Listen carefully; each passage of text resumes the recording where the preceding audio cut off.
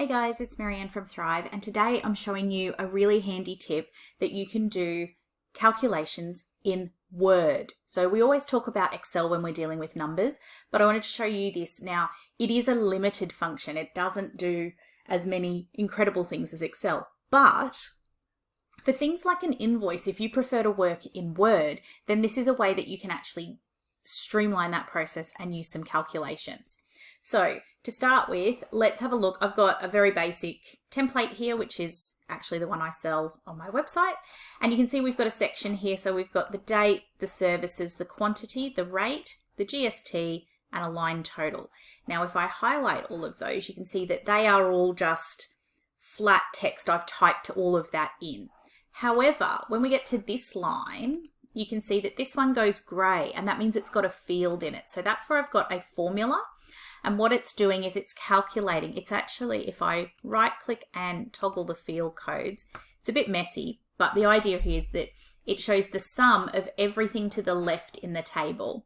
And I've got it set to work in a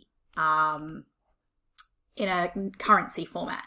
So I'm going to show you how I've done that, and then I'm going to show you some of the restrictions and benefits of this. So if I was to do it for this cell here, we go to, now I'm in the table and it's in the layout tab on the ribbon, and it's this button here, the little formula one at the end. And I'm now going to insert a formula. Now you see it's put in here sum above. Now the sum will add up all of the cells that we instruct inside the brackets. With Word, you can choose above, below, left, or right. It's that basic. So you can't specify where they will work. This is the best way to do it. So in this instance, we're going to the left. So we're going to type left in here.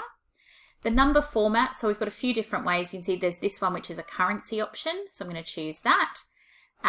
These are the ones that you can put in. When it comes to sum though, it is only left, right, above, and below. So we go, okay. And you'll see it's changed the format. It's popped a little bit of space there. It's going to line everything up so it's all going to look nice and aligned. So now I can put in my rate. So I'm going to say that this might be 975. And this one, because I'm typing it flat, I will have to manually put all of my, so that GST would be 97.50. If we didn't have any GST, then that's not a problem. So if I now update this, so right click and update field because I'm on a Mac. If you are on a PC, that will be F9 you can press. And you can see it's calculated it perfectly.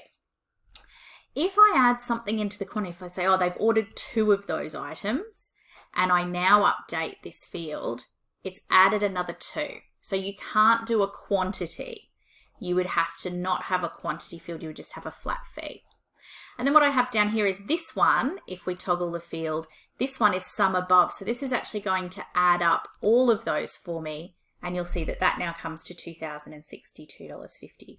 So I don't have to do the math this way. If I wanted to take out a deposit, so let's say they paid a $1,000 deposit, I would have to manually do that. I can't do a calculation that will easily work that out. So we then just need to go, that would be 1062.50. But this number and these numbers can be calculated automatically, which saves me time and saves me money. So have a play around in your documents and see where you could use the sum function to save yourself some time.